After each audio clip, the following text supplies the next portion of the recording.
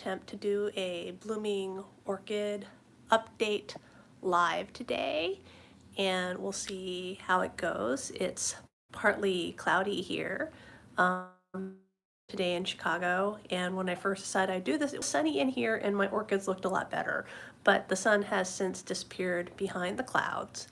And so, well, you know, as you can see, they look much better in bright sunlight. All right, starting off with the orchids that I have put on my display table. So I have an old table.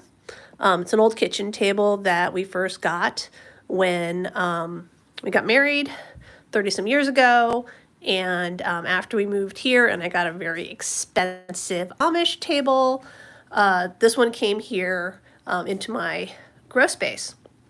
And this winter, I have spent a lot of time trying to get my orchids off their shelves, like as you can see here, and onto this table so that they kind of look nicer, because or else they're just sort of scattered around the room and blooming. And this takes like hours, and I usually try to do it after I water. So let's see, what do we have here? This first orchid right in the front right here, this is a Richard Mueller cross to Perenniae that I got from Sunset Valley Orchids. I am really pleased. This actually had two more flowers. You can see that they've fallen off already. And I thought this was extremely floriferous when it opened up. Usually I don't get 5 or 6 flowers on an inflorescence for my Richard Mueller crosses. Perenniae is, I guess it's more floriferous than nodosa, but obviously these flowers look a lot like Yellowbird, which is nodosa cross to Richard Mueller. I don't think this cross is named yet. Let's see, underneath it, I've got a fading Richard Mueller cross. Let me see if I can get in and find the tag on it. Okay, so that is Laelia Angerii cross to Cauchy and Richard Mueller, and it's fading. So this is what that flower looks like before the flowers fade. The Laelias are orange, and so you get this sort of orange with the red spotted lips.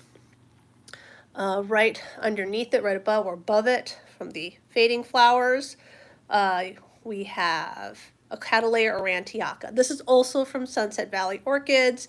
This is a cross that Fred made of Mishima spots cross to itself. And I really like it because the flowers on this are much bigger than some of my other aurantiaca.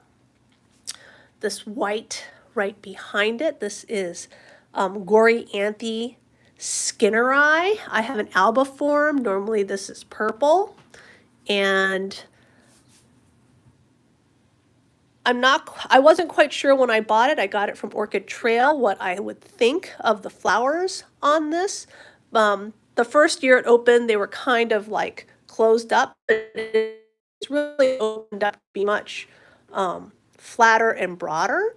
And so maybe I will try this at judging at some point. Right behind us, we have Cattleya Buttercream. This is also from Sunset Valley Orchids. I took this to judging last weekend, and it did not get awarded. I suspect that they thought the coloration on the petals, which I love, this soft sort of flaring right here, that they thought it was kind of weak and not very strong, because the lip is very vibrant, and then the flaring on the petals is just very subtle. But I like it. Right underneath it is another Sunset Valley Cattleya. This is called, I think, Tropical Trick. It's Trick or Treat crossed to something. And it opens up a very orange red, and then it fades a little bit to this much more brighter orange. And it's, of course, got this really nice red lip underneath it. I've got a dendrobium tucked underneath it. Let's see if we can get it up a little bit. This is Roitokunaga right here. And it's got this can be in bloom for months. and I like that a lot. And then I have an antelope type dendrobium. I don't remember the name of this. That's in bloom right next to it. And now my fingers are all sticky. I got, this used to be called Laelia cattleya. I think it's now Cattleanthe rojo. It is the clone, the king, or this might actually be a division of the original awarded one. I don't know. But this is this has got, I think it's got Milleri in it. Might be a Rantiacacross Milleri. It's got a Rantiacacross of something, but it's very, very red. This is like a season where I have a lot of things that are in orange-red hues blooming.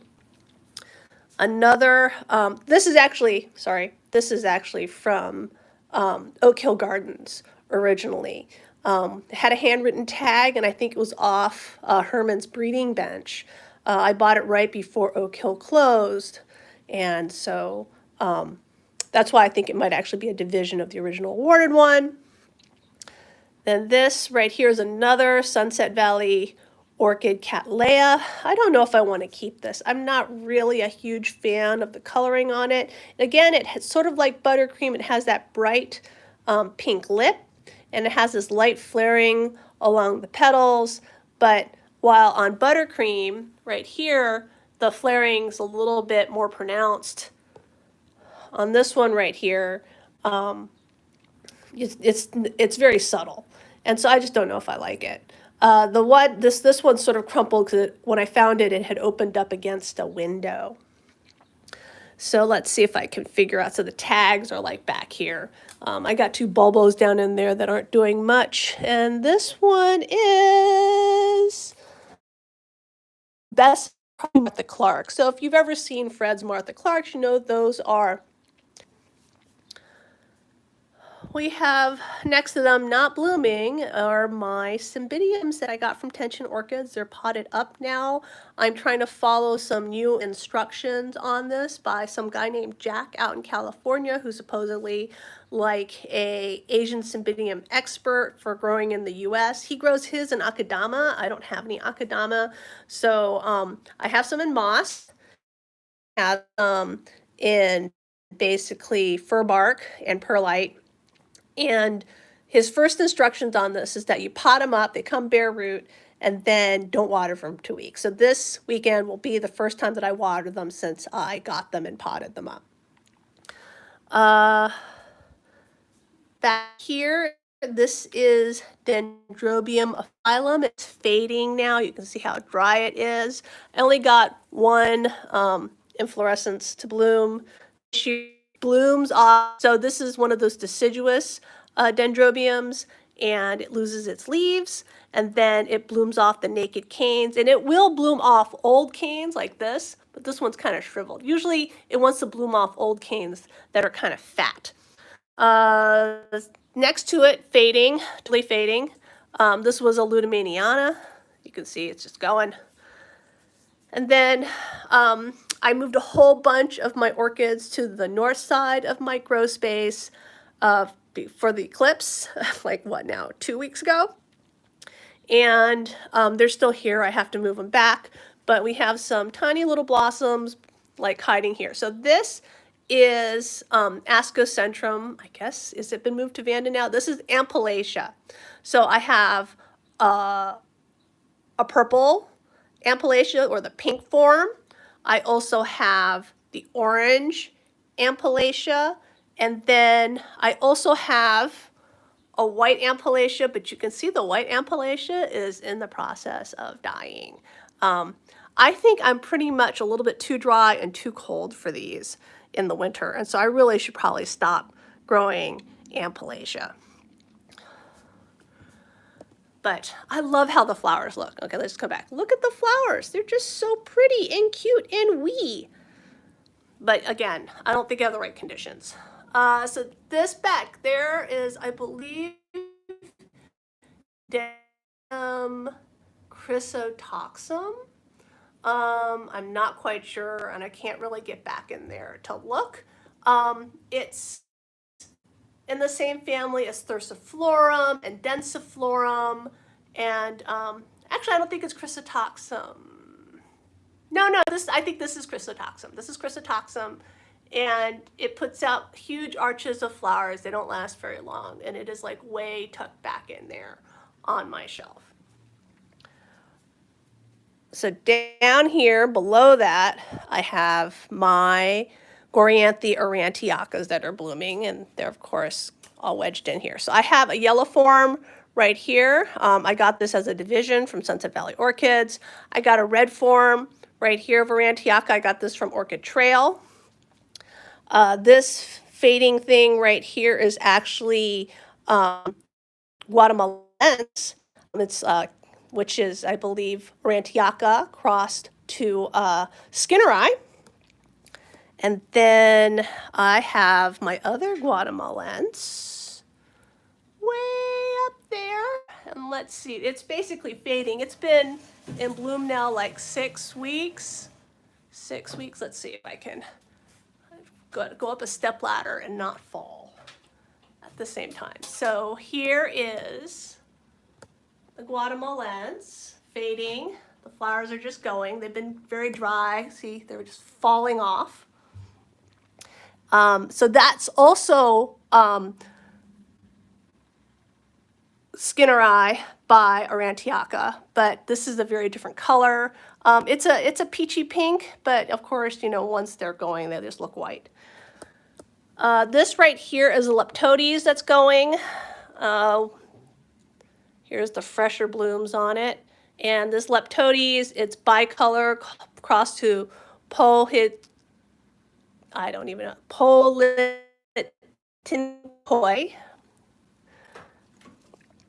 I took that to the iOS meeting last week. And then down below here, this is a Chysis bractensis that I have blooming. Both the Chysis and the Leptodes right here are actually from an iOS event where we broke up community pots, and then everybody took home a seedling and grew them. And surprise, surprise, mine are still alive and blooming. All right, so what else do I have that's stuffed on my shelves? I've got this right here. You can just see it. This is, I think, Peach Parfait. I had another spike of it, but it's done now. All right, so coming around. Oh, look, you can see Raj.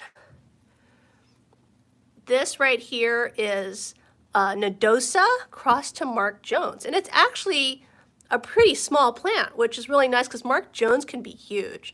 Unfortunately, we broke a petal when I took it to judging last week. I don't know if it happened in transit or whatever, but I really kind of like the spots and everything on this. So that's actually from Exotic Orchids of Maui. I got a Nodosa blooming right here. So this is Brassavola nodosa. It's supposed to be, I think, a 4N. It says 4N crossed to Nodosa ramar. All right, so then here, this is another dendrobium. It also is deciduous, loses its leaves, and then blooms off the old canes. You can see the new canes for this year forming right here. And this is a albiform of Perardii. I got that from Carter and Holmes.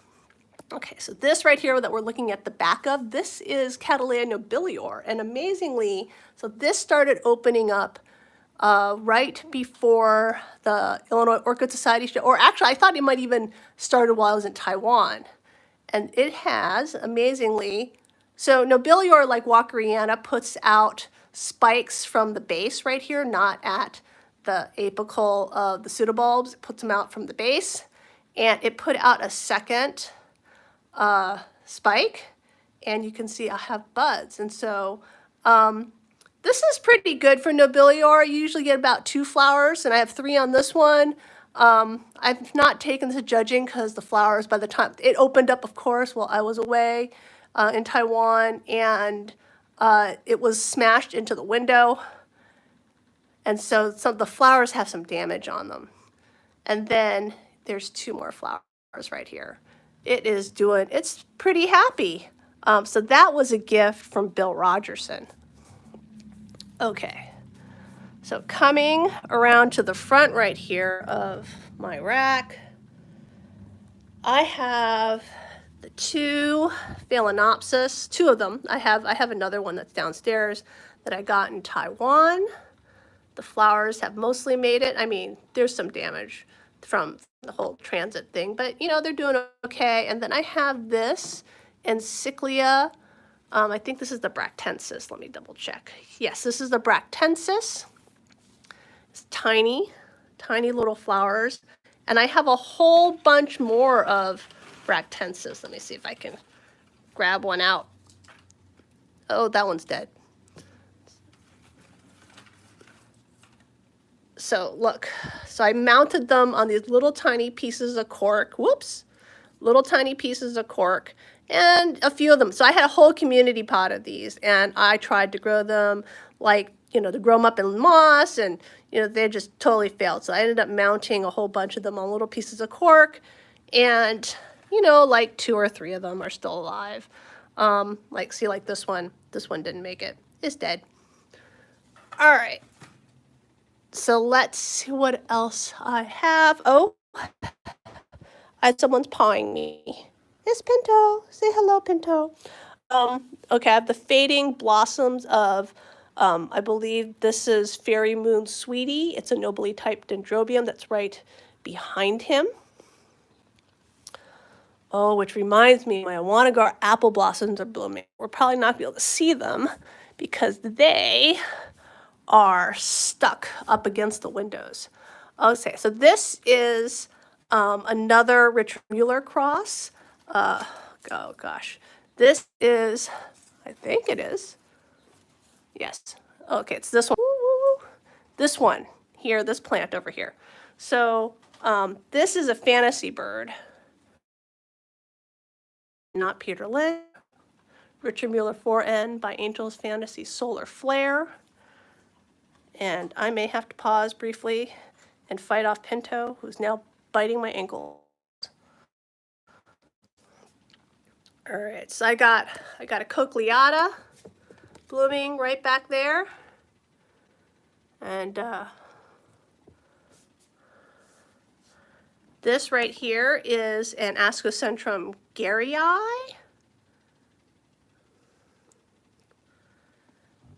This right here is my Dendrobium aggregatum. It's currently spiking, very exciting for me. I think this is Mora Valley. This is Rhizum epidendrum right there. And then I'll show at least one, if I can get around Pinto right here. So right back there, there's one Awanagar apple blossom. And this right here is, I believe this is Claudia Cotorello. It's got 2, then it's got 2 or 3 right here. So I have, this is Sedinfidania mitrata. I believe this is the alba form right here. I have the regular variety, but that one, for reasons I don't understand, all the flowers blasted. It put out like a dozen spikes. So it put out all these spikes this year, and you can see, look, all the flowers have died on them. I don't know what happened. So I'm trying to help it recover right now by soaking it in some kelp. And then, oh, here we go. Here is a Serena O'Neill blooming. I've clipped it up. You can just see it. All right, backing up. So, oh, here's another Aurantiaca. This one's from Oak Hill Gardens, I believe. It's not as spotty as the Mishima spots cross to itself. And then way up there, I still have a, there were 3 flowers on it. There's probably only 1 just sort of left. It's a Brian Wheeler grandson. The cultivar's grandson is Brian Wheeler. And then I got a spasilitum blooming. Look at that spasilitum. And then next to it, I've got, that's a Wild Willie Pacific Bingo. Not very great this year, just a few flowers.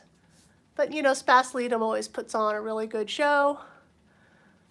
And this is my Maxillaria variabilis Pinto's Delight that I got a CCM on several years ago. And if I come around, I know also in this bin, if you look right there, this is the more typical variabilis form in yellow. It's just kind of hidden by my black worm, which is like 5 times the size of it. Oh, and I got another oncidium up there. I don't know which one that is. That's blooming. But I can't look because that shelf is like way higher than I am. Here, I'll give a observation. Here we go. So I'm down here, and that shelf is way, way, way up there. So I can't get up there right now. I have a step ladder that I use to get to stuff like that. So I think I tried to go from the north side of my room to the south side of my room. Oh no, I just bent and looked at my shelf and I realized there is more stuff in bloom. So here's my step ladder. I'm gonna move it out of the way, come through here. So this is, we're at the chrysotocum, and I think there is an apple blossom in here in bloom somewhere, but I can't see it because I have this giant Gaskeliana in the way. But if we bend down, get on my knees, go past the Spanish moss, that right there, blooming up against the window, is my Dendrobium densiflorum. It always puts on a good show. The flowers only last like 2 or 3 days. Oh, okay. And there's more. Like I say I'm done, and then I go, there's more. So this is Golden Peacock right here. And then I think that purple all the way over there that we can't see is Little Mermaid Janet blooming. Okay, so now that is it for all my blooming updates. And I hope that was a nice little tour. So thanks for stopping by.